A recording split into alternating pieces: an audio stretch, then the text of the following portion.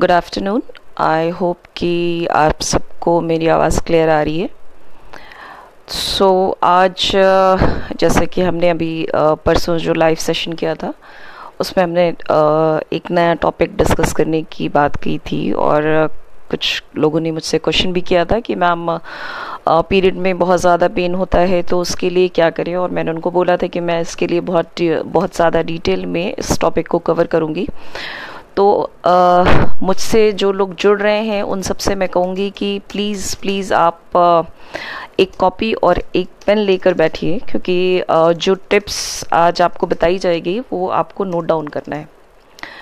Okay, कोशिश करें कि आप सारे लोग वो कॉपी और पेन लेकर बैठें। आज का सेशन जो है वो हम शुरू करने से पहले कुछ बातें मैं आपसे शेयर करना चाहूँगी। अभी कोविड का माहौल है, बहुत हर तरफ कोरोना की वजह से हाहाकार मचा हुआ है, हर तरफ लोग परेशान हैं। तो दोस्तों, एक जो रिक्वेस्ट मैं आप सबसे कहना चाहूँगी, आप सबसे करना चाहूँगी कि ऑक्सीजन की कमी आप देख रहे हैं कि कहीं पे भी ऑक्सीजन अवेलेबल नहीं है, हॉस्पिटल्स में बेड्स अवेलेबल नहीं है, तो ये सारी दिक्कतें आ रही हैं। तो इसलिए आप सबसे मेरा रिक्वेस्ट है कि अगर हो सके तो अपने घर में एक नेबुलाइजेशन मशीन ज़रूर से ला के रख लें, क्योंकि अगर हम कुछ नहीं कर सकते हैं तो थोड़ा बहुत जो भी हमारे हाथ में है हम वो कर सकें, क्योंकि इमरजेंसी के वक्त आपके हाथ में कुछ होना चाहिए। तो मैं आप सबको अपना सेशन आज का जो भी हमारा सेशन है वो स्टार्ट करने से पहले मैं आप सबसे ये रिक्वेस्ट करूँगी कि आप सब अपने घर में एक नेबुलाइजेशन मशीन ज़रूर ला के रख लें, क्योंकि अभी के वक्त में जो ऑक्सीजन की कमी हो रही है, जो हमें बेड्स अवेलेबल नहीं हो रहे हैं, लेकिन हमें कैसे भी करके मरीज़ की जान तो बचानी है। तो उसके लिए हमें कुछ तो करना होगा, हाथ पे हाथ रख के नहीं बैठ सकते हैं। मेरे पास बहुत सारे कॉल्स आ रहे हैं, मैं बहुत सारे कोविड पेशेंट्स को ट्रीट कर रही हूँ और कई बार मेरे हाथ बंधे रह जाते हैं, क्योंकि ऑनलाइन कंसल्टेशन से हम मेडिसिन तो बता सकते हैं, लेकिन उन चीज़ों का आपके पास होना बहुत ज़रूरी है।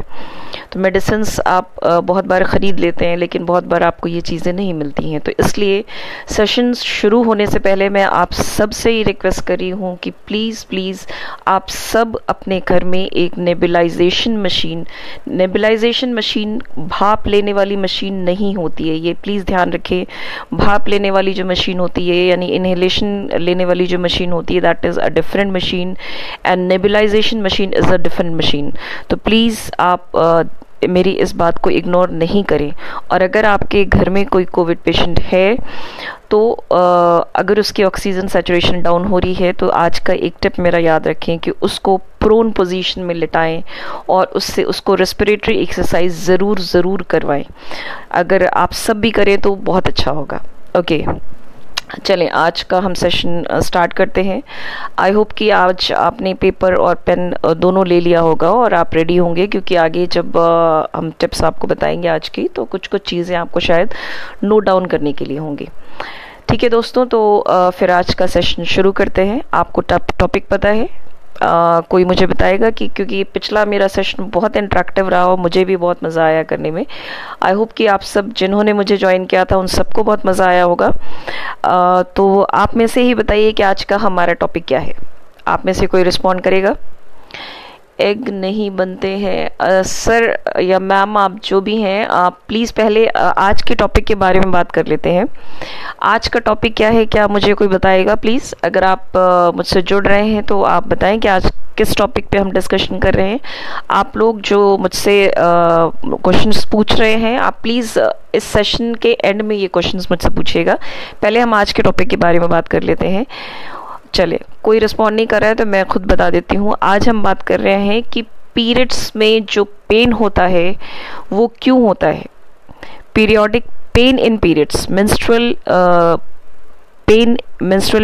पेन, यानी कि जिसको हम डिस्मेनोरिया बोलते हैं, कि डिस्मेनोरिया यानी कि पीरियड का जो पेन होता है, किसी को थोड़ा होता है, किसी को बहुत ज़्यादा होता है। तो आज हम जो बात करेंगे और आज हम जो डिस्कशन करेंगे वो इसी टॉपिक पे करेंगे। तो इसलिए मैं आपको बोल रही हूँ कि आज जो नेचुरल टिप्स के बारे में मैं बताऊँगी वो सब आपको नोट डाउन करना होगा। तो इट्स बेटर कि आप एक पेन और कॉपी लेकर रख लें। और मैं चाहूँगी कि आज का सेशन भी बहुत इंटरेक्टिव हो और हमारे टॉपिक से रिलेटेड हो, ताकि मुझे भी अच्छा लगे करने में और आप सबको भी एंजॉय आप सब भी करें इस सेशन से। ओके, सो सबसे पहले बात करते हैं कि डिस्मेनोरिया क्या है। What is dysmenorrhoea? कैन कोई बता सकता है कि ये डिस्मेनोरिया किसे कहते हैं? What is dysmenorrhoea? Anjali Shankar Prasad ji जुड़ रही हैं, इरफान जी जुड़ रहे हैं मुझसे, कई सारे लोग जुड़ रहे हैं। कोई बता सकता है? Hello hello Anjali ji, hi. आप में से कोई बता सकता है कि what is the meaning of dysmenorrhea? Dysmenorrhea का मतलब क्या होता है? डिस्मेनोरिया का मतलब क्या होता है, कोई बता सकता है?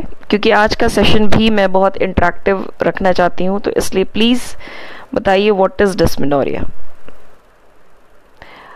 यस, तो बताइए अंजलि जी, आपने लिखा है यस, तो बताइए please what is dysmenorrhea. Okay, अभी तक रिस्पांस नहीं आया है तो मैं ही बता देती हूँ। डिस्मेनोरिया मतलब पेनफुल पीरियड। आपके पीरियड्स के दौरान जो आपको पेन होता है, जो आपको पीरियड्स से पहले ये किसी ने रिस्पॉन्ड किया, ये अंजलि जी ने रिस्पॉन्ड किया है, पीरियड्स में पेन होना। वेरी गुड अंजलि जी। अंजलि प्रसाद जी ने रिस्पॉन्ड किया है पीरियड्स में पेन होना। रिजिगवान ने आंसर किया है नो, नहीं पता। तो रिजगवान जी, मैं आपको बता रही हूँ कि ये जो डिस्मेनोरिया होता है इसका मतलब होता है कि पीरियड्स में पेन होना। जिन लोगों को पीरियड्स में पेन होता है उसे हम बोलते हैं डिस्मेनोरिया। तो एक डिस्मेनोरिया होता है कि हमें हल्का फुल्का पेन होता है, माइल्ड सा होता है और हमें डॉक्टर की ज़रूरत नहीं पड़ती है। तो dysmenorrhea means periodic pain, that is called as dysmenorrhea. तो डिस्मेनोरिया कितने तरीके का होता है, ये कोई बता सकता है आप में से? ये तो हम समझ गए कि डिस्मेनोरिया किसे बोलते हैं, यानी कि पीरियोडिक पेन को, हमें जो मेंस्ट्रुअल साइकिल में जो पेन होता है, जब हमें पीरियड्स आते हैं उस टाइम जो हम पेन महसूस करते हैं उसको हम डिस्मेनोरिया कहते हैं। लेकिन ये कितने तरीके का होता है या कितने प्रकार का होता है, आप में से कोई बता सकता है? मुझसे अभी जुड़ रही हैं कोई भारद्वाज जी जुड़ रही हैं, सोनिशम जी जुड़ रही हैं, बहुत सारे लोग जुड़ रहे हैं। क्या आप बता सकते हैं मुझे कि डिस्मेनोरिया कितने तरीके का होता है? Means how many types of dysmenorrhea is there, यानी पीरियोडिक पेन कितने तरीके का होता है? आप में से कोई बता सकता है? Do you have any answer guys? Please answer, please be interactive. Please आप लोग इंटरेक्टिव रहिए और मुझे भी एंजॉयमेंट मिलेगा आप लोगों से बात करते हुए। Okay, no answer. So guys, dysmenorrhea दो तरीके का होता है। सबसे पहले मेरी आवाज़ क्लियर आ रही है आप लोगों को? आई होप कि मेरी साउंड जो है आप तक प्रॉपरली आ रही है। एनीवन प्लीज़ रिप्लाई, मेरी साउंड क्लियरली आ रही है आप लोगों को? ओके, नो रिप्लाईज, बोर हो रहे हैं शायद। ओके, टॉपिक को आगे बढ़ाते हैं। सो डिस्मेनोरिया मीन्स पीरियड्स में जो पेन होता है उसे हम डिस्मेनोरिया बोलते हैं, ठीक है? Okay Anjali ji, thank you, मेरी वॉइस ठीक आ रही है, इन्होंने रिस्पॉन्ड किया। ओके, सो ये सोनिशम जी ने भी रिस्पॉन्स किया है कि वॉइस ठीक आ रही है। ओके, तो फिर आगे बढ़ते हैं कि डिस्मेनोरिया कितने तरीके का होता है। There are 2 types of dysmenorrhea, यानी कि 2 प्रकार का डिस्मेनोरिया होता है। एक डिस्मेनोरिया जो होता है वो प्राइमरी, इसको बोलते हैं प्राइमरी डिस्मेनोरिया, और दूसरा डिस्मेनोरिया जो होता है उसे हम बोलते हैं सेकेंडरी डिस्मेनोरिया। ओके, तो प्राइमरी डिस्मेनोरिया क्या होता है दोस्तों? सबसे पहले प्राइमरी डिस्मेनोरिया के बारे में बात कर लेते हैं कि प्राइमरी डिस्मेनोरिया क्या होता है। यानी कि आपको जब पीरियड आने वाला है उसके 1 या 2 दिन पहले से आपको थोड़ा बहुत पेन स्टार्ट होता है, और पीरियड जब शुरू होता है तो आपका पेन 1 आध दिन में सबसाइड कर जाता है। तो एक माइल्ड सा पेन होता है जो कि आपकी डे टू डे एक्टिविटीज़ को ज़्यादा हैम्पर नहीं करता, यानी कि आपकी डेली रूटीन को ज़्यादा डिस्टर्ब नहीं करता। पीरियड के 1-2 दिन पहले से शुरू हो सकता है और पीरियड होने के बाद 1 या 2 दिन में वो ख़त्म हो जाता है। और ये पेन आपको शुरू से होता है, ऐसा नहीं होता है कि आपको बाद में जाके शुरू हो। यानी कि आपको जब पीरियड शुरू हुए उसके बाद से ही आपको ये पेन शुरू हो जाता है। यानी आपके पीरियड शुरू होने की जब एज हुई तो आपको ये पीरियड्स, ये इस तरीके का पेन आपको शुरू हो जाता है। तो इसकी खासियत क्या है कि ये पीरियड के शुरू होने के 1-2 दिन पहले शुरू होता है, और पीरियड जब शुरू हो जाता है तो उसके 1-2 दिन के अंदर ये फिर सबसाइड कर जाता है, यानी कम हो जाता है या ख़त्म हो जाता है। तो इसको कहते हैं प्राइमरी डिस्मेनोरिया। और ये जनरली आपको माइल्ड होगा, और आप अपनी डे टू डे एक्टिविटीज़ यानी डेली रूटीन जो आपकी होती है उसको हैम्पर नहीं करेगा, यानी उसको डिस्टर्ब नहीं करेगा। और आपको जनरली इसके लिए डॉक्टर के मशवरे की, यानी डॉक्टर से मिलने की ज़रूरत नहीं पड़ेगी, क्योंकि ये पेन माइल्ड होता है, जनरली माइल्ड होता है। तो इसको कहते हैं हम प्राइमरी डिस्मेनोरिया। तो गाइस, कोई बता सकता है कि प्राइमरी डिस्मेनोरिया क्यों होता है? क्या रीज़न है प्राइमरी डिस्मेनोरिया, यानी कि ये जो पेनफुल पीरियड है जिसको हम प्राइमरी डिस्मेनोरिया बोल रहे हैं, वो क्यों होता है? किसी को इसके बारे में पता है प्राइमरी डिस्मेनोरिया क्यों होता है?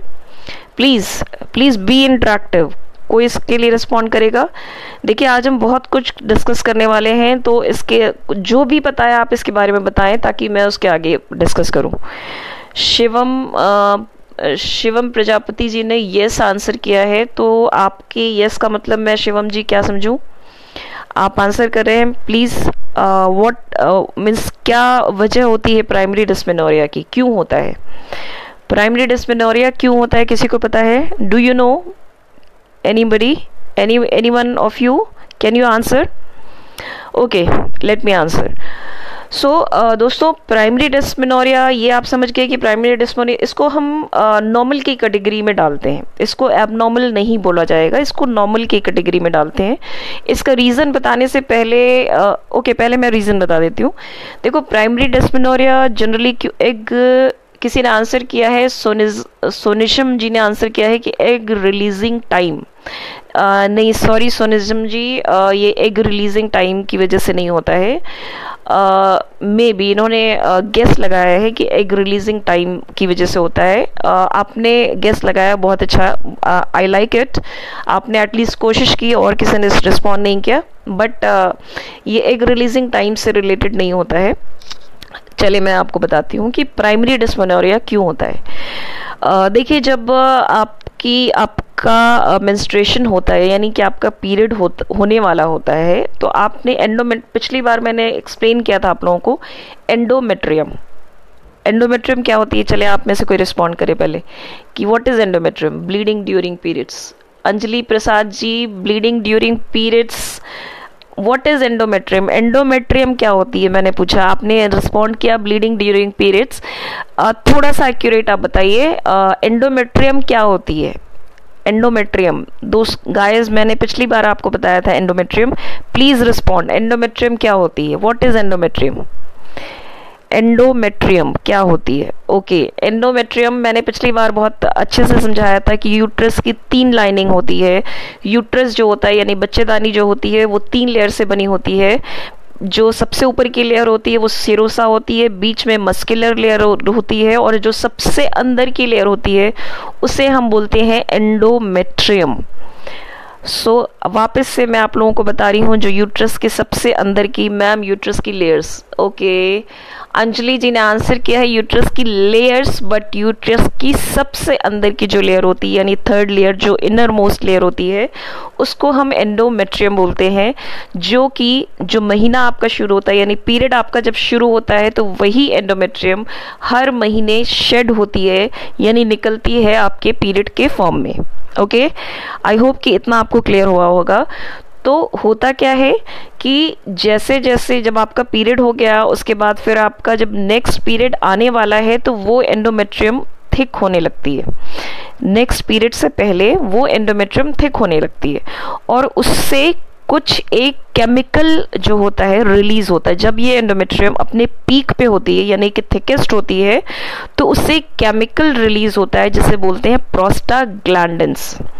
ध्यान से सुनिएगा कि जब महीना आने वाला होता है तो ये जो एंडोमेट्रियम है, ये जो यूट्रस की लाइनिंग है, जो अंदर की लाइनिंग है, ये थिकेस्ट होती है। इसकी जो मेजरमेंट है कह सकते हो, वो एकदम थिक हो जाती है क्योंकि उसको शेड होना है अब पीरियड के फॉर्म में, अब उसको निकलना है, तो वो थिकेस्ट होती है। तो इसकी वजह से इसके अंदर काफ़ी मात्रा में प्रोस्टाग्लैंडिन्स जो होते हैं, वो एक केमिकल होता है, वो काफ़ी मात्रा में बनता है और रिलीज होता है।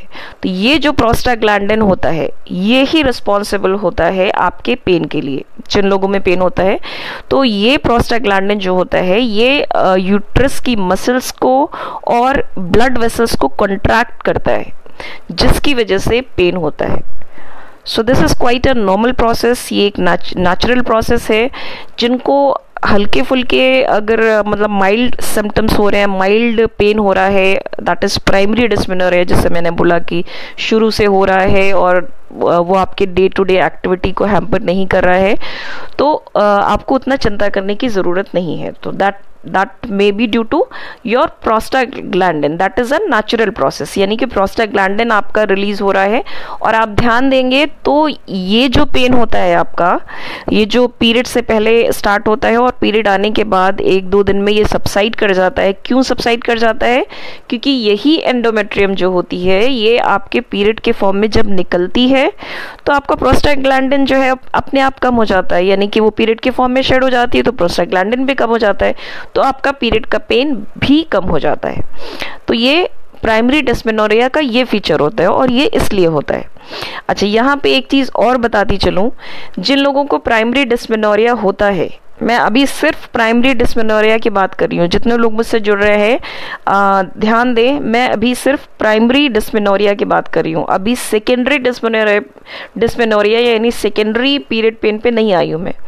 तो प्राइमरी डिस्मेनोरिया जिन लोगों को होता है उनमें बहुत सारे लोगों को ऐसा होता है कि जैसे जैसे एज बढ़ती है कई सारे लोगों को थोड़ा कम हो जाता है, या फिर बहुत सारे लोग इस चीज़ को जानते भी होंगे और अभी मैं बता भी देती हूँ, या फिर आपकी जब डिलीवरी होती है और ख़ास करके जब नॉर्मल डिलीवरी होती है, ध्यान दीजिएगा मेरी बात पे, नॉर्मल डिलीवरी होती है और टर्म डिलीवरी होती है। टर्म से मतलब बच्चा अपने टाइम से पैदा होता है।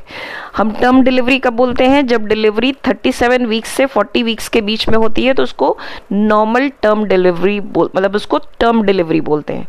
तो अगर नॉर्मल टर्म डिलीवरी होती है तो उस केस में ये जो प्राइमरी डिस्मेनोरिया के फीचर्स हैं वो काफ़ी हद तक कम होने के चांसेस होते हैं।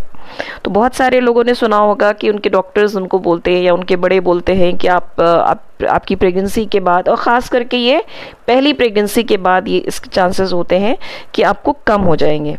तो ज़रूरी नहीं है कि हर केस में ऐसा हो, लेकिन प्राइमरी डिस्मेनोरिया में जनरली आपके रिप्रोडक्टिव ऑर्गन में कोई एबनॉर्मलिटी नहीं होती है।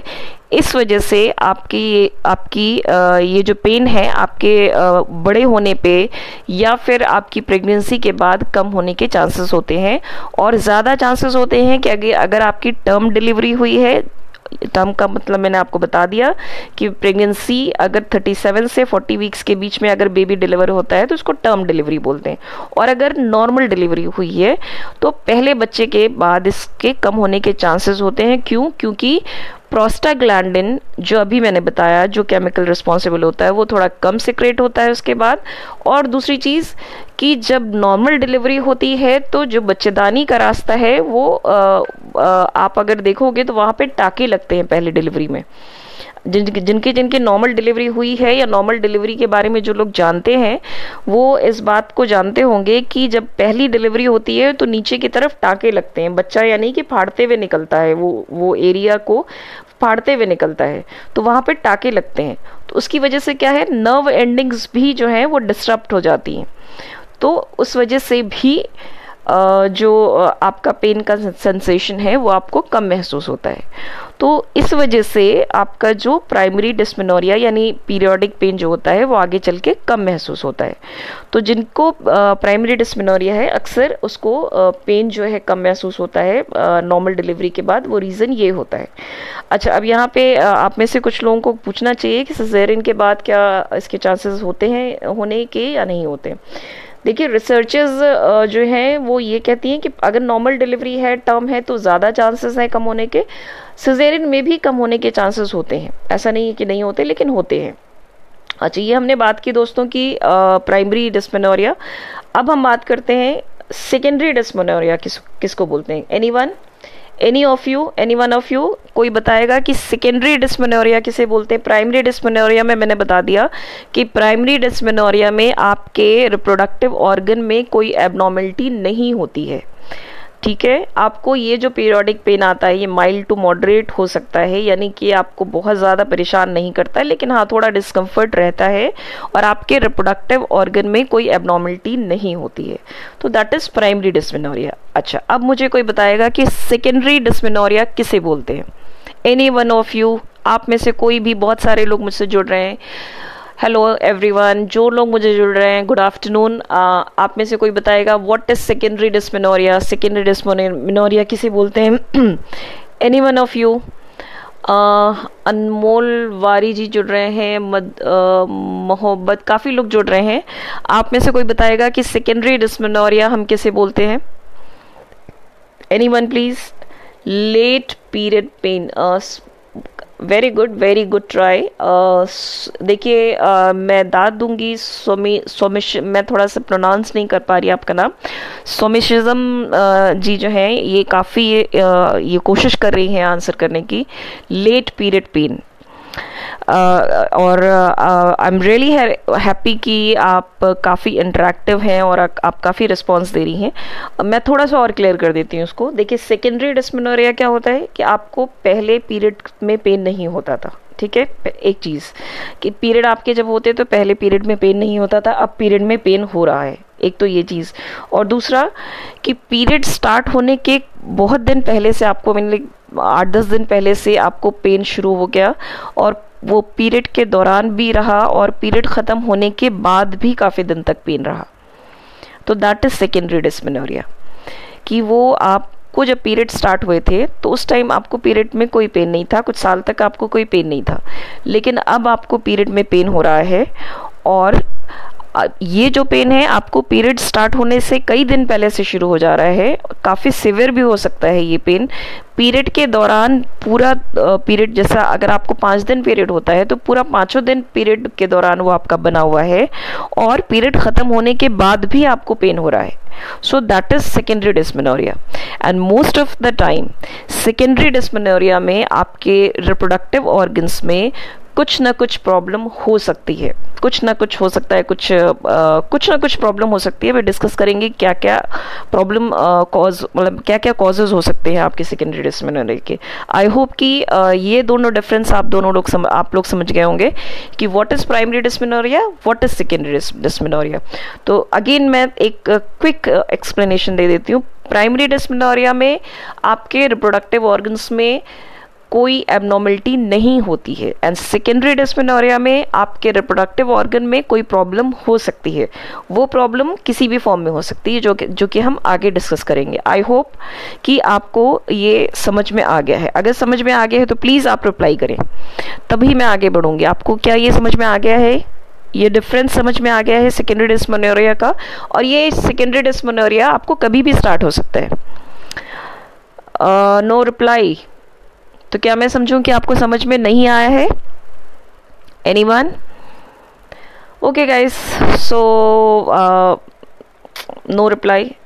Yes ma'am, that's good. Okay, that's good. Okay, अच्छा, अब हम बात करते हैं कि प्राइमरी डिस्मेनोरिया तो हमने डिस्कस कर लिया, that is not a problem, वो कोई प्रॉब्लम नहीं है। बट सेकेंडरी डिस्मेनोरिया के, यानी कि सेकेंडरी जो पीरियड में पेन होता है, जो बाद में पीरियड में पेन होता है, और ये जो इतना ख़राब पीरियड में पेन होता है, वो क्यों होता है? क्या रीजंस हो सकते हैं उन पीरियड के उन पेन्स के रीजंस क्या हो सकते हैं? ओके, ये अनमोल वारी जी ने रिस्पॉन्स किया है, yes ma'am very well explain. Thank you Anmol ji, thanks a lot. इसी तरीके से इंटरेक्टिव रहिए ताकि मैं भी अपने माइंड में क्लियर रहूं कि आप लोगों को मेरी बातें समझ में आ रही है। अंजलि प्रसाद जी ने भी रिस्पॉन्ड किया है कि ओके मैम। हाँ, तो इसी तरीके से आप लोग प्लीज़ रिस्पॉन्ड कीजिए ताकि मुझे समझ में आए कि मैं आप लोगों को एक्सप्लेन करने में सक्षम हूँ, वरना मुझे लगेगा कि मैं आप लोगों को एक्सप्लेन नहीं कर पा रही। ओके नाउ अब ये हम सोचते हैं या इस बारे में बात करते हैं। चलिए, अब बहुत सारे रिस्पॉन्स आ रहे हैं। ये आयशा, ये आयश शब्बीर, उन्होंने भी कहा है ओके। इरफान जी ने भी कहा है यस मैम, सबको समझ में आ रहा है। चलिए, दैट्स रियली वेरी नाइस।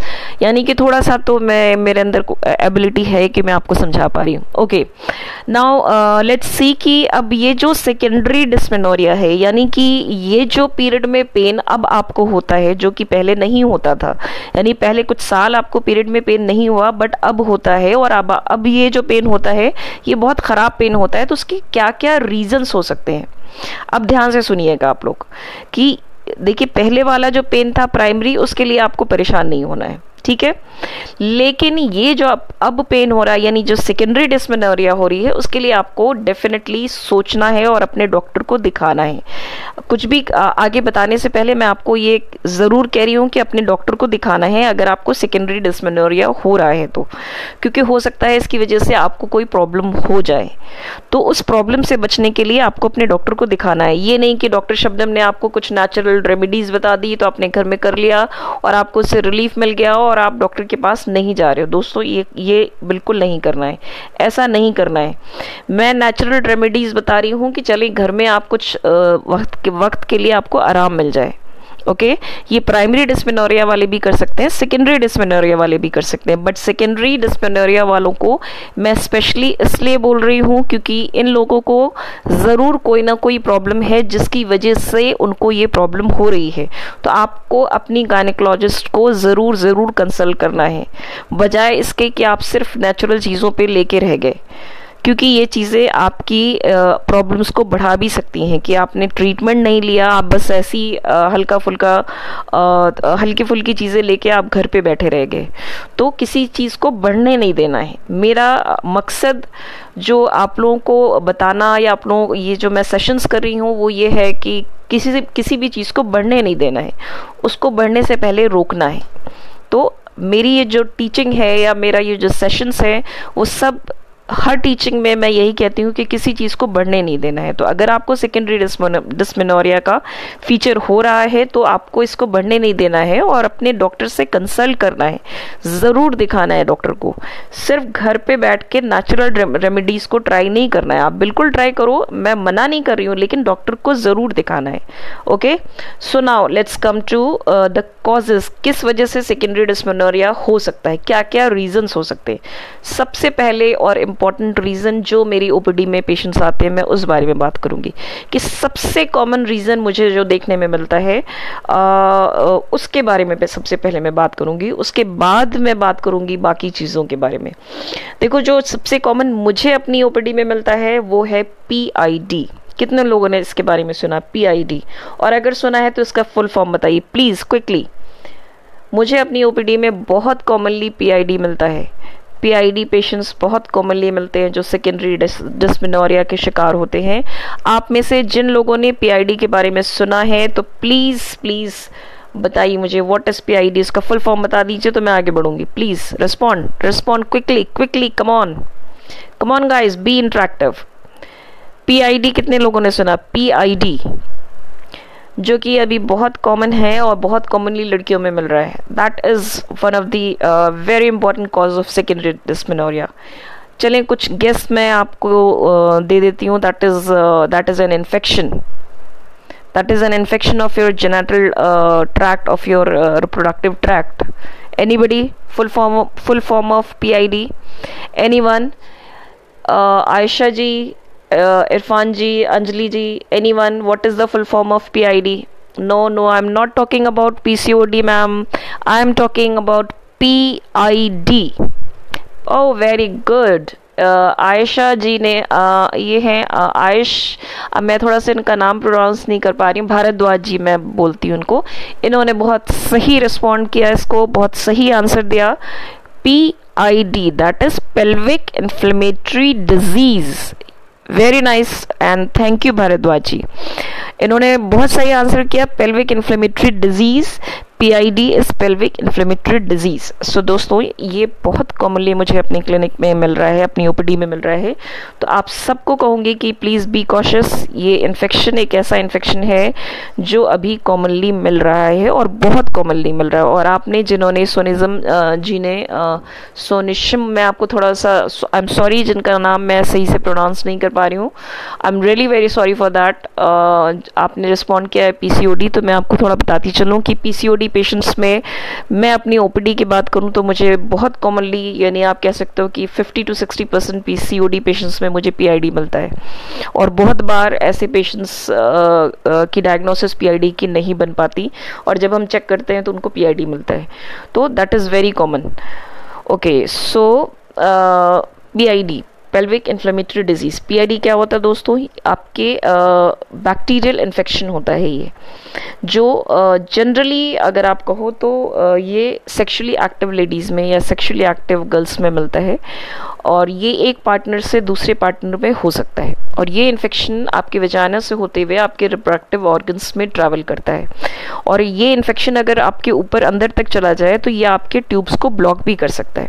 इसको हल्के में नहीं लेना है। PID is very important cause, और ये आपके पीरियड्स में बहुत बार ये लेडीज़ जो है पीरियोडिक पेन, जो मतलब आप डिस्मेनोरिया या पीरियोडिक पेन, जो सेकेंडरी डिस्मेनोरिया बोल रही हूँ मैं, वो लेके प्रेजेंट करती हूँ, और उनको बहुत बार हम जब चेक करते हैं तो पता चलता है उनको PID है। और जब इसका ट्रीटमेंट प्रॉपरली होता है तो फिर उनको रिलीफ मिलता है और अगले बाकी पीरियड्स उनके नॉर्मल आते हैं। PID के बारे में अगर से आपके साथ साथ आपके पार्टनर्स और आपके हस्बैंड भी जुड़ रहे हैं तो मैं यहाँ पे क्लियर कर दूं कि PID के केस में हम हर अपने पेशेंट्स को हमेशा ये बताते हैं कि अभी तो मतलब अभी हम आपको ट्रीट कर रहे हैं, लेकिन अगर इन केस आप रिटर्न आती हैं हमारे पास, अभी आप ट्रीट हो जाती हैं और रिटर्न होके आप सेम प्रॉब्लम के लिए आती हैं, तो आपके पार्टनर को भी साथ में ट्रीट करना पड़ेगा, क्योंकि ये डिजीज़ या ये बीमारी या ये इन्फेक्शन एक दूसरे से सेक्सुअली ट्रांसमिटेड है। ये एक दूसरे से होता रहता है, आपसे आपके पार्टनर को, आपके पार्टनर से आपको होगा। तो PID के लिए इतना हल्के में नहीं लेना है उनको, और ख़ास करके वो लोग जो कि प्रेगनेंसी के लिए प्लान कर रहे हैं। मैं ये कहूँ साथ मैं बताती चलो आप लोगों को कि कुछ एक पेशेंट्स ऐसे रहे हैं, कुछ एक PCOD पेशेंट्स ऐसे रहे हैं, मेरे PCOS पेशेंट्स ऐसे रहे हैं जिनको PCOS की वजह से इनफर्टिलिटी, हमें लगा कि PCOS की वजह से इनफर्टिलिटी मतलब हुई, बट एक्चुअली 2-3 पेशेंट्स ऐसे रहे हैं जिनको PID था, और उस केस में होता यह है कि मेल पार्टनर जो है वो अपनी प्रॉब्लम्स को शेयर नहीं करते। फीमेल्स अपनी प्रॉब्लम बहुत इजीली हमें शेयर करती हैं, और मेल पार्टनर जो है वो अपनी प्रॉब्लम को शेयर नहीं करते हैं, वो अपनी प्रॉब्लम नहीं बताते हैं। और कई बार ऐसा हुआ है, मतलब आप कह सकते हो 5 to 10% केसेस में ऐसा हुआ है कि हमने फीमेल को ट्रीट किया और प्रेगनेंसी नहीं हुई। PCOD पेशेंट PID करके प्रेजेंट किया, उसने उनका पूरा PID का ट्रीटमेंट हुआ, बट स्टिल प्रेगनेंसी नहीं हुई। फिर बाद में पेशेंट ने आके हमसे अलग से बोला कि उसके हस्बैंड को भी प्रॉब्लम है, और जब हमने हस्बैंड और वाइफ दोनों को ट्रीट किया, नेक्स्ट मंथ वो प्रेग्नेंट हो गए। तो इसे हल्के में नहीं लेना है दोस्तों। और अगर आपके हस्बैंड भी साथ में जुड़ रहे हैं तो वो भी ध्यान दें कि PID की वजह से भी कई बार प्रेगनेंसी नहीं होती है, और PID की वजह से अगर आप इसको सीरियसली नहीं लोगे तो आपके ट्यूब्स भी ब्लॉक हो सकते हैं। अगर ये इन्फेक्शन आपके ऊपर तक चला गया तो आपके ट्यूब्स तक फैल गया तो आपके ट्यूब्स भी ब्लॉक हो सकते हैं। तो please take it seriously. PID is a very common infection, और ये बहुत कॉमनली मिलता है। ये आपके पीरियड को डिस्टर्ब कर सकता है, ये आपके पीरियड के बीच में स्पॉटिंग वगैरह भी कर सकता है। बहुत बार पिछली बार हमने इरेगुलर पीरियड्स को कवर किया था, तो उसमें शायद मैं ये बताना भूल गई थी। तो PID भी एक इम्पॉर्टेंट कॉज होता है आपके पीरियड को डिस्टर्ब करने का, यानी कि हो सकता है आपको पीरियड नहीं आए, या फिर आपको बीच बीच में स्पॉटिंग हो पीरियड्स के बीच में। तो पेन के अलावा आपको इस फॉर्म में भी PID प्रेजेंट कर सकता है। आपको हो सकता है नीचे की तरफ हैवीनेस हो, या फिर हो सकता है कि आप हस्बैंड से मिलती हो तो उस टाइम आपको दिक्कत होती हो। तो ये सारे प्रेजेंटेशन PID के हो सकते हैं। तो PID को प्लीज़ सीरियसली लीजिए, क्योंकि मैं अपने OPD में PID पेशेंट्स को बहुत सीरियसली लेती हूँ, और अपने हर पेशेंट से, और ख़ास करके अपने हर इनफर्टिलिटी एंड PCOD पेशेंट्स को बहुत सीरियसली PID के लिए इन्वेस्टिगेट करती हूँ, और बहुत सीरियसली PID के लिए उनको चेक करती हूँ। तो प्लीज़ आप इसको सीरियसली लीजिए। ओके, सो दोस्तों, जो एक बहुत कॉमन चीज़ थी दैट वाज पीआईडी। उसके बाद एक दूसरी बात जो हमने पिछली बार डिस्कस की थी और मैं चाहूँगी कि इस बार आप लोग उसको आंसर करें, दैट इज़ एंडोमेट्रियोसिस, जो एक सेकेंड कॉमन रीज़न है आपके इन्फेक्शन का, सॉरी आपके पेन का, that is periodic pain, secondary dysmenorrhoea का, that is endometriosis. Now quickly, what is endometriosis? जिन लोगों ने मेरा पिछला सेशन अभी परसों किया था हमने, उसमें मैंने बहुत अच्छे से एंडोमेट्रियोसिस को एक्सप्लेन किया था। तो प्लीज़ क्विकली आप बताइए कि एंडोमेट्रियोसिस क्या होती है। Quickly, please, quickly, any one of you, please, what is endometriosis? Endometriosis is also one of the very common reason for your periodic pain, period के पेन के लिए, या सेकेंडरी डिस्मेनोरिया के लिए, या सिवियर डिस्मेनोरिया के लिए, या फिर इनफर्टिलिटी के लिए, बहुत सारी चीज़ों के लिए, पीरियड डिस्टर्बेंस के लिए ज़िम्मेदार होता है। तो प्लीज़ क्विकली बताइए, जल्दी बताइए मुझे प्लीज़, कौन बताएगा? What is endometriosis? Come on, be interactive, बताएं प्लीज़ व्हाट इज़ एंडोमेट्रियोसिस, क्योंकि आगे हमें बहुत सारी चीज़ें डिस्कस करनी है। अभी नेचुरल ट्रीटमेंट डिस्कस करना है। किसी लैकोलोचिया किसी ने ज्वाइन किया है। हेलो, या please any one of you please respond करें, what is endometriosis? Endometriosis is very common reason for your periodic pain, for your secondary dysmenorrhea. Sometimes it is also found in primary dysmenorrhea। अगर शुरू में आपको pen हल्का होता रहा है और वो पेन बाद में जाके ज़्यादा, प्राइमरी डिस्मेनोरिया में एक चीज़ ये मैं ऐड करना भूल गई कि जिन लोगों को शुरू में हल्का पेन होता रहा है और बाद में जाके वो पेन ज़्यादा हो रहा है, तो there is some problem, you should be cautious. कि प्राइमरी डिस्मेनोरिया वाले लोग जिनको पहले हल्के पेन होते थे और अब ज़्यादा पेन हो रहा है, that means there is some problem. तो अपने गायनेकोलॉजिस्ट को चेक कराना है आपको। तो इस चीज़ का आप ध्यान रखें। So what is endometriosis? Please any one of you, what is endometriosis? Endometriosis inner layer है जिसमें ब्लीडिंग होती है। अंजलि प्रसाद जी ने आंसर किया है कि एंडोमेट्रियोसिस इनर लेयर है जिसमें ब्लीडिंग होती है। कुछ तो एक पार्ट तो इन्होंने सही बताया, एंडोमेट्रियम इनर लेयर होती है जिसमें ब्लीडिंग होती है, बट यहाँ पे हम बात कर रहे हैं एंडोमेट्रियोसिस किसे कहते हैं। Any one of you, endometriosis किसे कहते हैं? एंडोमेट्रियम तो अभी ये क्लियर हो गया है आप सबको कि यूट्रस की अंदर की लेयर है जिसमें ब्लीडिंग होती है और जो हर महीने शेड होती है। What is endometriosis? Again no one is answering, please be interactive. अभी हमें नेचुरल थेरेपी पे भी आना है, प्लीज। ओके, एंडोमेट्रियोसिस चलिए मैं बता देती हूँ। अगेन आज मैं वापस से बता रही हूँ, प्लीज़ आप मेरे पिछले सेशंस को ज़रूर देखें और इन चीज़ों को समझें, क्योंकि ख़ुद से चीज़ों को समझना ज़रूरी है। मैं अपने हर पेशेंट को हर एक चीज़ एक्सप्लेन करती हूँ। रीज़न यही होता है कि मेरा मानना है कि आप इतने पढ़े लिखे हो कि आपको हर चीज़ जानना ज़रूरी है। आप खुद जानोगे तो ट्रीटमेंट आपके लिए आसान होगा, ट्रीटमेंट लेना बहुत ईजी होगा। ये अंजलि जी ने लिखा है ये कंडीशन है, ये कंडीशन तो है बट क्या कंडीशन है ये आपको बताना पड़ेगा अंजलि जी। अनमोल जी ने लिखा है tissue found inner layer of uterus. Anmol ji आपने जो लिखा है वो yes, this endometrium is the tissue found inner layer of uterus, वो सही है, but I am talking about endometriosis. Anyone else कोई और रिस्पॉन्ड करेगा? Endometriosis, what is endometriosis? पिछले सेशन में मैंने ये डिस्कस किया था बहुत डिटेल में। Endometriosis this is very common और बहुत इंपॉर्टेंट रीज़न है और बहुत इंपॉर्टेंट टॉपिक है एंडोमेट्रियोसिस। इसकी वजह से इनफर्टिलिटी हो सकती है, इसकी वजह से आपको पीरियड में सिवियर पेन हो सकता है, इसकी वजह से आपके पीरियड डिस्टर्ब हो सकते हैं। तो ये इतनी छोटी सी चीज़ नहीं है जिसके बारे में आपको मालूम होना चाहिए, बहुत इंपॉर्टेंट टॉपिक है। What is endometriosis? No one is answering properly, so let me explain once again.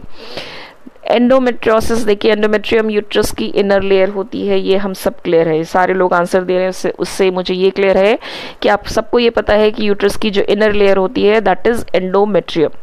तो ये जो एंडोमेट्रियम है, जब ये यूट्रस के अलावा आपके एब्डोमिनल कैविटी में कहीं और भी मिले, जैसे यूट्रस में तो है, उसके अलावा आपको कहीं और मिल रही है आउटसाइड ऑफ द यूट्रस, यानी कि आपके फेलोपियन ट्यूब में या आपकी ओवरीज से चिपकी हुई या आपके एब्डोमिनल कैविटी में कहीं पे चिपकी हुई, आपके आंतों से चिपकी हुई यानी इंटेस्टाइन से चिपकी हुई, यानी कि ये एंडोमेट्रियम जब यूट्रस के अलावा यूट्रस के बाहर कहीं मिल रही है तो उसको कहते हैं एंडोमेट्रियोसिस। यानी कि जब आपका, उस केस में क्या होता है कि जब आपका पीरियड होता है तो पीरियड के टाइम आपके यूट्रस से तो ब्लीडिंग हो रही है, लेकिन चूंकि ये लेयर आपके यूट्रस के बाहर और भी जगहों पे है तो उन सब से भी ब्लीडिंग हो रही है, तो उसकी वजह से भी आपको पेन होता हो। बहुत बार एंडोमेट्रियोसिस का पेन बहुत सीवियर होता है, और एंडोमेट्रियोसिस में अगेन आई एम एक्सप्लेनिंग, बहुत बार पेशेंट्स में एंडोमेट्रियोसिस की वजह से अंदर के आपके एब्डोमेन के ऑर्गन्स जो होते हैं वो चिपक जाते हैं, आपके ट्यूब्स चिपक जाते हैं, जिसकी वजह से ट्यूब्स ब्लॉक हो जाते हैं। ज़रूरी नहीं है कि हर एंडोमेट्रोसिस के पेशेंट में ऐसा हो, लेकिन कई बार एंडोमेट्रोसिस के पेशेंट्स में अगर सीवियर हो जाए तो उसमें ऐसा होता है, टिश्यूज़ अंदर चिपक जाते हैं और उसकी वजह से इनफर्टिलिटी होती है। तो प्लीज़ प्लीज़ एंडोमेट्रोसिस को इतने हल्के में नहीं ले। एंडोमेट्रोसिस एक कॉज होता है आपकी इनफर्टिलिटी का, एक कॉज हो सकता है आपके सीवियर पीरियोडिक पेन का, एक कॉज हो सकता है आपके पीरियड डिस्टर्बेंस का। दिस टिश्यू इनर लेयर, ये अनमोल जी ने भी रिप्लाई किया था। ओके, सो आई होप कि अभी आपको क्लियर हो गया व्हाट इज एंडोमेट्रियोसिस। तो endometriosis is also very important factor आपके सेकेंडरी डिस्मेनोरिया का। अगर आपको सेकेंडरी डिस्मेनोरिया हो रहा है, आपको पीआईडी नहीं है, तो हो सकता है कि आपको एंडोमेट्रियोसिस हो सकती है। ओके, सो उसके अलावा और क्या हो सकता है? एंडोमेट्रियोसिस से ही रिलेटेड एक और वर्ड है, दैट इज एडिनोमायोसिस। एडिनोमायोसिस नाम सुना है किसी ने? एडिनोमायोसिस कोई जानता है what is adenomyosis? Adenomyosis I hope कि इतना ज़्यादा किसी ने नहीं सुना होगा। उसमें भी आपको काफ़ी पेन हो सकता है। That is also not a normal condition. उसमें भी आपको पीरियड में काफ़ी पेन हो सकता है। अगेन यहाँ पे क्या होता है कि एंडोमेट्रियम क्या है? आपकी यूट्रस की इनर लाइनिंग है, इनर मोस्ट लाइनिंग है। लेकिन ये लाइनिंग जब आपके मसल्स, मैंने आपको अभी क्या बताया कि यूट्रस की 3 लेयर होती है। सबसे बाहर की जो लेयर होती है दैट इज सीरोसल लेयर, उसके बीच की layer muscular layer, and inner most layer is endometrium layer. तो ये जब एंडोमेट्रियम, ये जो एंडोमेट्रियल लेयर है, ये एंडोमेट्रियल लेयर जब इन्वेट करती है आपके मस्कुलर लेयर में, यूट्रस के मस्कुलर लेयर में इन्वेट करती है और उसके अंदर आती है, तो फिर उसको कहते हैं एडिनोमायोसिस। यानी कि किसी एक जगह पे यूट्रस के एक जगह पे आप अगर अल्ट्रासाउंड में कराओगे तो वहाँ पे गांठ जैसे दिखेगी। तो ये एंडोमेट्रियम लेयर जो है वो आपके मस्कुलर लेयर के अंदर इन्वेट करती है और उसमें पाई जाती है। तो अगेन अंदर के बजाय, मतलब वहाँ तो मिल रही है, उसके अलावा यूट्रस के अंदर ही मिल रही है, लेकिन अपनी जगह के अलावा वो मस्कुलर लेयर के अंदर भी चली जाती है। तो ब्लीडिंग जब होती है तो उस टाइम यहाँ पे इसकी वजह से भी पेन होता है। तो adenomyosis is also responsible for your periodic pain. Again this condition is not normal. और मैं अभी बार बार कह रही हूँ कि अगर आपको इस तरह की सेकेंडरी डिस्मेनोरिया अगर आपको हो रहा है तो डेफिनेटली आपको अपने गायनेकोलॉजिस्ट के पास जाना है। सिर्फ आपको ये सोच के नहीं बैठना है कि डॉक्टर शबनम ने आपके कुछ नेचुरल तरीके बताए हैं, आपको उससे रिलीफ मिल रहा है तो आप घर बैठे, ऐसा बिल्कुल बिल्कुल बिल्कुल नहीं है। तो मैं बार बार इस चीज़ को आपको बोल रही हूँ। ओके, सो उसके अलावा दोस्तों और क्या हो सकता है? उसके अलावा और क्या रीज़न हो सकता है? एनी वन ऑफ यू, उसके अलावा और क्या रीज़न हो सकता है जिसकी वजह से पीरियड में पेन हो? ओके, उसके अलावा एक पॉलिप हो सकता है। पॉलिप जानते हैं आप? पॉलिप कभी कभी आपके यूट्रस में कुछ ग्रोथ हो जाती है, तो उसमें क्या होता है कि यूट्रस कोशिश करता है उस चीज़ को बाहर फेंकने के लिए। तो उसको बाहर फेंकने के लिए यूट्रस कॉन्ट्रैक्ट करता है, हालांकि उसको फेंक नहीं पाता है, लेकिन यूट्रस कॉन्ट्रैक्ट करता है उसको फेंकने के लिए। तो इस कॉन्ट्रैक्शन वाली जो प्रोसेस होती है उसकी वजह से आपको पेन होता है। तो ये पॉलिप की वजह से भी पेन हो सकता है, या फिर फाइब्रॉइड होता है कई बार, तो फाइब्रॉइड पॉलिप हो सकता है। तो फाइब्रॉइड की वजह से भी आपको कभी कभी पेन हो सकता है। ज़्यादातर फाइब्रॉइड में पेन नहीं होता है, लेकिन अगर फाइब्रॉइड पॉलिप है तो उसकी वजह से भी पेन हो सकता है। ओके, उसके अलावा और किस कंडीशन में आपको पेन हो सकता है? एक क्रॉन्स डिजीज़ होती है। क्रॉन्स डिजीज़ ये हमारी गायनी से रिलेटेड बिल्कुल नहीं है, इसलिए बहुत डिटेल में मैं नहीं बताऊंगी। क्रॉन्स डिजीज़, इसको इन्फ्लेमेटरी बॉवल डिजीज़ भी बोलते हैं। इसमें आपको एब्डोमिनल पेन हो सकता है, आपको डायरिया हो सकता है, वोमिटिंग हो सकती है, बहुत सारी चीज़ें हो सकती हैं। तो क्रॉन्स डिजीज़ भी कभी कभी मिमिक करती है आपके पीरियोडिक पेन, मतलब पीरियड्स में जो पेन हो सकते हैं होते हैं उससे, तो आप कंफ्यूज हो सकते हैं कभी कभी इससे। तो इसके बारे में हम बहुत डिस्कस नहीं करेंगे क्योंकि ये हमारी गायनी से रिलेटेड नहीं है। तो अगर आपको पीरियोडिक पेन हो रहा है और मतलब आपको पीरियड्स के अलावा पेन हो रहा है या पीरियड्स में पेन हो रहा है, उसके साथ डायरिया है, वोमिटिंग है, ये सारी चीज़ें अगर एसोसिएटेड हैं तो और आपको वेट गेन नहीं हो रहा है, वेट लॉस हो रहा है, तो हो सकता है आपको क्रॉन्स डिजीज़ हो, तो आपको अपना प्रॉपर चेकअप कराना चाहिए। अच्छा, उसके अलावा क्या हो सकता है कि कोई ब्लड क्लॉट हो आपके यूट्रस के अंदर, जिसको अगेन मैंने अभी बताया कि अगर यूट्रस के अंदर कोई चीज़ होती है तो यूट्रस कोशिश करता है उसको बाहर फेंकने के लिए। तो जब बाहर फेंकने की कोशिश करता है तो उसके लिए वो कॉन्ट्रैक्ट करता है, रिलैक्स करता है, कॉन्ट्रैक्ट करता है, रिलैक्स करता है।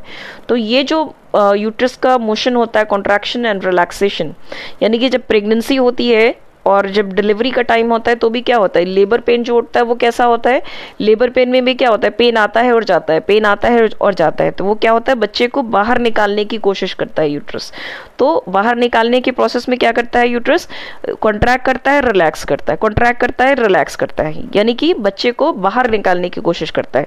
तो जब यूट्रस के अंदर कोई भी चीज़ आती है तो यूट्रस क्या करता है, उसको बाहर निकालने की कोशिश करता है। तो उस प्रोसेस में वो कॉन्ट्रैक्ट करेगा, रिलैक्स करेगी, यानी कि वो उसे बाहर फेंकने की कोशिश कर रहा है। तो उस बाहर फेंकने की कोशिश में, इस कोशिश में ये जो कोशिश होती है उसकी वजह से आपको पेन फील होता है। तो इसकी वजह से भी पेन फील हो सकता है कि आप मान लीजिए कि आपके पीरियड में क्लॉट्स आते हों और कोई क्लॉट अंदर अटका हुआ है, तो उसको बाहर निकालने की प्रोसेस में जब तक वो क्लॉट बाहर नहीं निकल जाता तब तक आपको ये पेन आता जाता रहेगा, अनलेस अनटिल कि आपका क्लॉट बाहर निकल जाए। तो यानी कि आपको अगर पीरियड्स में क्लॉट्स आते हैं तो अगर आपके अंदर क्लॉट रुका रह गया तो वो पेन होता रहेगा जब तक आता जाता रहेगा, जब तक कि आपके क्लॉट बाहर नहीं निकल जाते। जिन लोगों को अबॉर्शन होता है और जैसे किसी को मिसकैरेज होती है और उनको मिसकैरेज निकल गया फिर भी उनको पेन हो रहा है, तो पेन किलर खाने के बावजूद भी आपका पेन कम क्यों नहीं होता, क्योंकि यूट्रस जो है उसको जब तक उस क्लॉट को, जो भी क्लॉट है या पीस है, वो अगर अंदर रुका हुआ है उसको बाहर फेंकने की कोशिश करता है। जब तक वो बाहर फेंक नहीं लेगा वो रिलैक्स नहीं करेगा, तो वो उसको बाहर फेंकने की कोशिश करता है क्योंकि उसके अंदर वो रुका हुआ है। तो वो उस रुकी हुई चीज़ को वो बाहर फेंकने की कोशिश करता है, इस वजह से आपको पेन महसूस होता है। सो एक ये रीज़न हो सकता है जिसकी वजह से आपको पीरियड में पेन हो सकता है। ओके, तो हमने ये सारे चीज़ें डिस्कस कर ली। उसके अलावा एक बहुत इंपॉर्टेंट चीज़ है यूरिन में इन्फेक्शन। देखिए, यूरिन में इन्फेक्शन बहुत कॉमन है लड़कियों में, लेडीज़ में, और ख़ास करके न्यूली मैरिड गर्ल्स में। मेरे पास जो न्यूली मैरिड कपल्स आते हैं, मैंने एक और सेशन में भी डिस्कस किया था कि एक न्यूली मैरिड गर्ल अगर मेरे पास आती है तो मेरे दिमाग में 3 डायग्नोसिस शुरू से बन जाती है कि इन 3 में से 99% केसेस में उन 3 में से एक डायग्नोसिस ही होती है। एक डायग्नोसिस पहले ही रूल आउट हो जाती है जब मैं उससे, क्योंकि पहले जब पेशेंट आता है तो उससे कुछ क्वेश्चंस मैं पूछती हूँ, तो उसका जब मैं पीरियड के बारे में पूछती हूँ तो उसी से एक डायग्नोसिस रूल आउट हो जाती है कि वो प्रेग्नेंट नहीं है। तो उसके बाद 2 डायग्नोसिस बचती है, that is urine infection, PID। और मैं अगर कहूँ कि 90 to 95% इन दोनों में से एक ना एक डायग्नोसिस ही होती है। तो urine infection, do not ignore this, urine infection is very common in girls, very common in ladies. तो यूरिन इन्फेक्शन भी कई बार आपको पीरियड्स के आसपास पेन महसूस कराने में, आपको लगेगा कि आपको पीरियड्स में पेन होता है लेकिन वो यूरिन इन्फेक्शन की वजह से पेन हो सकता है। So please do not ignore all these things. Again I am saying कि अगर आपको सेकेंडरी डिस्मेनोरिया है तो घर नहीं बैठना है, अपने आप को गायनेकोलॉजिस्ट से चेक कराना है। ओके, सो नाउ लेट्स, अब आप पेन और कॉपी निकालिए और कुछ नेचुरल रेमेडीज़ जो हम कर सकते हैं। देखिए, पीरियड डिस्मेनोरिया के ट्रीटमेंट होते हैं। सेकेंडरी डिस्मेनोरिया, मैंने आपको बताया, सेकेंडरी डिस्मेनोरिया में कुछ ना कुछ प्रॉब्लम आपके अंदर है जिसकी वजह से आपको सेकेंडरी डिस्मेनोरिया हो रहा है। सो इसको इग्नोर नहीं करना है, मैं बार बार रिपीट कर रही हूँ, इसको इग्नोर नहीं करना है, घर बैठ के अपना ट्रीटमेंट खुद से नहीं करना है। ओके। बट जिनको प्राइमरी डिस्मेनोरिया हो रहा है, हल्का फुल्का पेन है, वो उस पेन को कैसे रिलीव कर सकते हैं, तो उनके लिए है। या फिर सेकेंडरी डिस्मेनोरिया वाले जो बहुत पेन किलर नहीं खाना चाहते हैं, वो कुछ नेचुरल तरीक़ों से अपने पेन को रिलीव करना चाहते हैं, उनके लिए है। तो आप ये ट्राई करके देख सकते हैं। इस पे बहुत ज़्यादा रिसर्चेस नहीं हुए हैं, लेकिन आप ट्राई करके देख सकते हैं। तो कुछ लोगों को ये सूट करेगा, कुछ लोगों को नहीं करेगा, बट ये नेचुरल चीज़ें हैं जो आपको ज़्यादा नुकसान नहीं पहुंचाएंगी, दवाई नहीं है। तो आप लोग ये ट्राई करके देख सकते हैं। जिनको जिनको पीरियड्स में पेन होता है वो ट्राई करके देख सकते हैं। फिर मैं रिपीट कर रही हूँ, प्लीज़ सेकेंडरी डिस्मेनोरिया जिनको है वो अपने गायनेकोलॉजिस्ट से मिले और अपना प्रॉपर चेकअप ज़रूर कराएं। पेन किलर से बचने के लिए आप ये natural tricks and tips try कर सकते हैं। ओके, सो अपने कॉपी और पेन्स को निकाल लीजिए और अब जो मैं बता रही हूँ उनको ध्यान से लिखिए। सबसे पहला तो लिखने की ज़रूरत नहीं, वो आप ट्राई करते भी रहे होंगे। That is heating pad.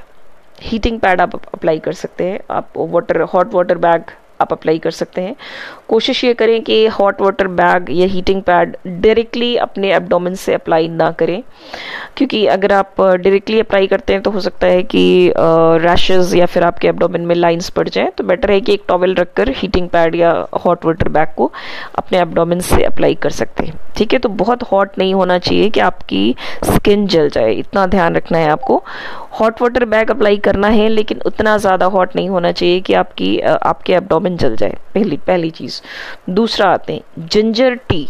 अच्छा, आप मुझे आंसर करें please, what is ginger? Ginger को हिंदी में क्या बोलते हैं? क्विकली प्लीज़, जिंजर को हिंदी में क्या बोलते हैं? जिंजर को हिंदी में क्या बोलते हैं? Please quickly. अगर आप लोग मुझे सुन रहे हैं तभी मैं आगे बढ़ूंगी, जब आप में से कोई रिस्पॉन्ड करेगा कि जिंजर को हिंदी में क्या बोलते हैं। प्लीज़, जिंजर को हिंदी में क्या बोलते हैं? अगर आप रिस्पॉन्ड नहीं करेंगे तो फिर मैं इससे आगे नहीं बढ़ूंगी। Please respond please. Neha ji जुड़ी हैं, बाका ठाकुर जी जुड़े हैं, बहुत सारी दीपिका जी जुड़ी हैं। जिंजर को हिंदी में क्या बोलते हैं? Please, no one is responding. Ginger को हिंदी में क्या बोलते हैं? आई थिंक अदरक, शायद अदरक बोलते हैं मेरे ख्याल से। एम आई राइट? कम से कम करेक्ट तो कर दो यार। अदरक, राइट। आयशा जी ने रिस्पॉन्ड किया अदरक। सो जब जिन लोगों को पीरियड में पेन होता है वो क्या कर सकते हैं कि पीरियड शुरू होने से 1-2 दिन पहले से जिंजर टी लेना शुरू कर सकते हैं। नहीं तो आप क्या कर सकते, मतलब ये 1-2 दिन पहले से कम 2-3 दिन तक ले लगातार। ऐसा नहीं है कि बस एक दिन लिया छोड़ दिया। अगर आपको 1-2 दिन पहले से स्टार्ट हो जाता है पेन, तो आप जिंजर टी डेली लें, दिन में 2 बार ले सकते हैं। 3 दिन लगातार लें और पीरियड जब शुरू होता है उसके बाद भी 1-2 दिन तक कंटिन्यू रखें, तो आप जिंजर टी ले सकते हैं। नहीं तो कुछ एक आध रिसर्च ऐसी हैं जो कि देखिए बहुत ज़्यादा इस रिसर्च पे बहुत ज़्यादा ये रिसर्च कह सकते हैं एक आध, मैंने कहा कि ये बहुत ज़्यादा इस पे रिसर्च नहीं हुई है। तो ये चीज़ें आप खुद से टेस्ट करके अपने ऊपर देख सकते हैं, क्योंकि ये नेचुरल चीज़ें हैं, इसलिए आपको नुकसान नहीं करेंगी, इसलिए मैं आपको बता रही हूँ।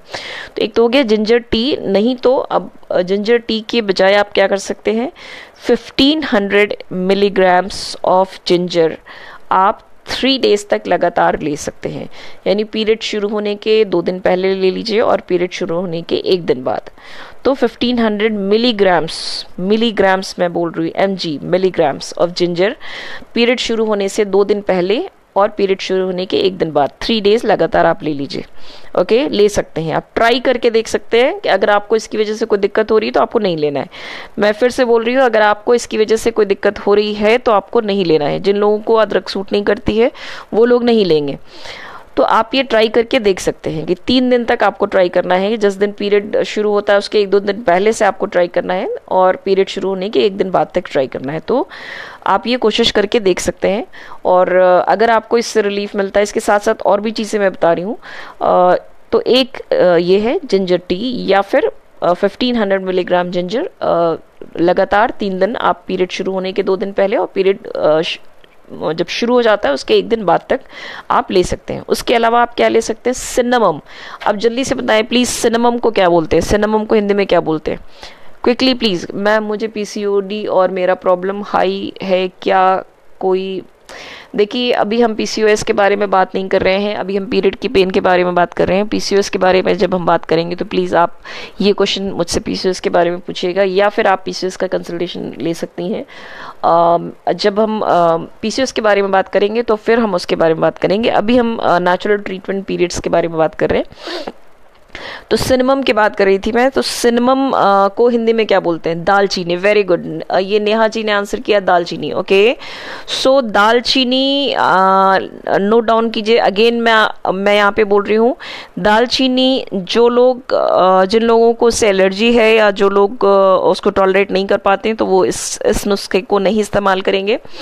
1000 मिलीग्राम ऑफ दालचीनी अगेन फर्स्ट 3 डेज, यानी कि पीरियड के 2 दिन पहले और पीरियड के 1 दिन बाद, 3 दिन लगातार आपको लेना है। कितना? रफली 900 से 1000 मिलीग्राम, नॉट ग्राम्स, मिलीग्राम में बोल रहे, मिलीग्राम, mg। सो दालचीनी यानी कि सिनेमम आप ले सकते हैं रफली 800 से 1000 मिलीग्राम के आसपास लगातार 3 दिन तक। ठीक है, ओके। सो सिनेमम के बारे में ये कहा जाता है कि इसमें एक सिनेमल डिहाइड होता है। सिनेमल डिहाइड जो होता है वो एंटी स्पाज्मोटिक होता है, यानी कि आपका जो पीरियड का पेन जो होता है वो कैसा होता है? वो आता है जाता है, वैसा वाला पेन होता है। जैसे लेबर पेन क्या होता है? लगातार नहीं बना होता है, वो आता है और जाता है, तो स्पाज्मोटिक पेन बोलते हैं इसको। तो ये जो सिनेमम में सिनेमल डिहाइड होता है, इसको बोलते हैं कि इसमें एंटी स्पाज्मोटिक प्रॉपर्टी होती है जो कि आपके पेन को रिलीज करती है, पेन को रिलीफ पहुंचाती है। और उसके अलावा सिनेमम में बहुत सारे फायदे होते हैं। सिनेमम में वैरायटी ऑफ विटामिन होते हैं, जैसे विटामिन ए होता है, विटामिन बी होता है, एस्कॉर्बिक एसिड होता है, बहुत सारे विटामिन भी होते हैं, तो वो आपको फ़ायदा पहुंचाएंगे। तो सिनेमम आप ट्राई करके देख सकते हैं। और जो लोग इसके लिए एलर्जिक हैं या इतनी क्वांटिटी जिनको नुकसान पहुंचा रही है, तो वो लोग बिल्कुल ट्राई नहीं करेंगे। ओके, उसके बाद आते हैं एक मिनरल जो कि बहुत इंपॉर्टेंट है, that is magnesium. Okay, quickly magnesium किस में मिल जाएगा हमें? क्विकली कौन कौन बताएगा कि मैग्नीशियम हमें खाने की किन किन चीज़ों में मिल जाएगा? सबसे इम्पॉर्टेंट अगर मैग्नीशियम की बात करूं तो किस में मिल जाएगा? बहुत इजीली एक फ्रूट अवेलेबल है मैग्नीशियम के लिए। हेलो पायक जी, बहुत देर से जुड़ी हैं आप, काफ़ी कुछ हमने डिस्कस कर लिया है, but still you are welcome. Ganga ji आपका भी वेलकम, आप भी काफ़ी देर से जुड़ी हैं। ओके, मैग्नीशियम का एक फ्रूट बहुत इजीली अवेलेबल होता है। आप can you please name that? Daily 3 दिन लगातार हम पीरियड के, जब पीरियड शुरू होता है, अगेन मैं रिपीट कर रही हूँ, पीरियड शुरू होने के 2 दिन पहले और पीरियड शुरू होने के 1 दिन बाद, डेली उसको हम एक ले लें तो भी हमें काफ़ी फ़ायदा हो सकता है। मैग्नीशियम उसमें बहुत ज़्यादा होता है। अच्छे, बहुत ज़्यादा तो नहीं कहूँगी लेकिन ठीक ठाक होता है। वो फ्रूट बहुत इजीली हर किसी को अवेलेबल हो जाएगा। आप जिस भी सिटी में हैं, किसी गांव में भी हैं तो भी आपको अवेलेबल हो जाएगा। बहुत इजीली वो फ्रूट अवेलेबल होता है जिसमें अच्छे खासे अनुपात में मैग्नीशियम मिलता है। Can you please name that fruit? उस फ्रूट का नाम बताएंगी प्लीज़? दैट इज़ बनाना। आपका पीरियड शुरू होने से 2 दिन पहले और पीरियड के शुरू होने के 1 दिन बाद तक लगातार डेली एक बनाना आप खाइए। और बनाना आई होप कि ज़्यादातर लोगों को नुकसान नहीं पहुंचाएगा। डेली एक बनाना 3 दिन लगातार आप खाइए हर महीने, जिनको पीरियोडिक पेन होता है तो, और उसका असर देखिए कि आपको उससे कुछ रिलीफ मिलता है या नहीं मिलता है। तो ये नुस्खे आपको आजमाना है, आजमा के देखना है। बनाना के अलावा और किस में मैग्नीशियम मिल सकता है? एवोकेडो। एवोकेडो देखिए इंडिया में थोड़ा मुश्किल से मिलता है, but that is a very good source of this thing magnesium. और एवोकेडो मैं स्पेशली रिकमेंड करती हूँ अपने पीसीओडी पेशेंट्स को भी। पीसीओडी पेशेंट्स के लिए जो लोग यहाँ मुझसे क्वेश्चंस पीसीओडी और पीसीओएस के बारे में पूछ रहे हैं, और मैं उनको अभी मैं बोल रही हूँ कि मैं अभी पीसीओडी या पीसीओएस के लिए स्पेशली बात नहीं कर रही हूँ, तो मैं उनको बताती चलूँ कि मैं पीसीओडी में एवोकेडो ज़रूर रिकमेंड करती हूँ कि अगर आपको एवोकेडो मिलता है तो प्लीज़ आप उसे ज़रूर लें। एवोकेडो के बहुत सारे फ़ायदे हैं।